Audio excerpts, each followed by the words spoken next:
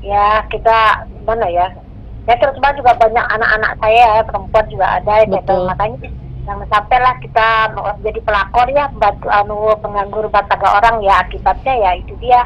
Jadi saya sendiri sakit lah gimana ya perasaan kita sebagai wanita lah ya, mungkin tahu ya saya kalau wanita ya bagaimana gitu ya, kita wanita atau hancur lah ya sekian Bu. puluh tahun kita mendampingi, tahu kita tahu lah gimana kalau istri muda itu pasti lebih pendekat lah dari kami ya kan gitu ya, lebih dibanggakan, lebih diinikan lah kita ya. Intinya saya mengalah aja lah, nanti kalau saya bilang, orang Jawa bilang sih insya Allah keturun, nanti bagaimana juga akibatnya ya nanti sama kembali ke kita kan gitu. Tapi betul ya Ibu. Nah, mohon ya, maaf Bu, satu lagi, hak Ibu sebenarnya, hak Ibu dari almarhum sebenarnya ada yang diganggu gugat atau sudah kembali ke Ibu semua saat ini? Terus nggak ada, saya cuma saya ambil rumah satu di Jakarta yang saya tempatin inilah, saya jangan sampai ke tangan ke dia. Kalau yang lainnya sih saya nggak pernah saya ini ya gitu. Saya mohon rumah saya di Jakarta ini yang saya tempatin jangan sampai diambil dia. Saya lagi mengurus juga, siapa tahu ya takutnya pas ada kekayaan dia ya kayak gitu. Nah itu dia Ibu sekarang sedang khawatir itu ya Bu ya, karena kan sekarang aset sedang disisir juga oleh penyidik Bu. Betul. Tapi belum ada Ibu ya yang mengganggu hak Ibu ya sampai saat ini ya. Yang di rumah yang di Jakarta aman untuk Ibu ya. Rumah itu sebenarnya rumah anak-anak, itu sudah ditempatin anak-anak semua, tapi diambil sama dia.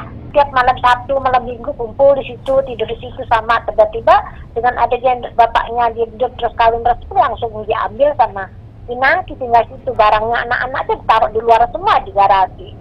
Semua dikeluarin, diganti barang dia semua. Itu sakit hati, disitulah anak-anak sakit hatinya. Pesan Ibu terakhir mungkin untuk kejadian ini Bu, yang bisa kita pelajari dari sini Bu. Saya sih orangnya gimana ya, kita kadang mungkin juga kalau kayak mengenai harta mengenai apa, bukan milik kita ya, semua adalah milik Allah ya kan gitu ya. Iya. Saya satu udah milik anak-anak, sudah jadi, sudah apa, saya bilang kalau sebagai pelakor ya udah Allah aja lah, gitu aja ya, dibalas oleh Allah. Bagaimana saya sampai sakit hatinya saya kan gitu ya, kita sebagai perempuan yang mendampingi sekian puluh tahun, hasilnya apa ya kan gitu ya, sampai semua ambil kan gitu ya. Saya bilang mudah-mudahan Allah membalas dialah bagaimana dengan kepandaian dia gitu ya, sampai sekolah, sampai S2 ya kan, sampai dokter segala macam itu. Dari almarhum ya Bu ya.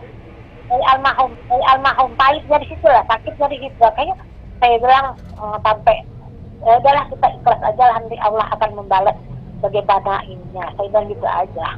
Terima kasih Bu, saya izin ya Bu merekam ini ya Bu ya. Insya Allah aman. Nanti saya akan komunikasi dengan Ibu Indri lagi. Terima kasih Ibu. Tapi saya direkam yang itu jangan sampai dikeluarin yang apa ya, maksudnya di edit itulah ya maksudnya. Ini kita edit di program Fakta TV One. Insya Allah aman Ibu. Kita hanya ambil bagaimana cerita jaksa sosok Pinangki. Kita edit sesuai dengan norma-norma yang ada Ibu. Insya Allah. Terima kasih ya Ibu Indri ya, sehat-sehat selalu ya Bu.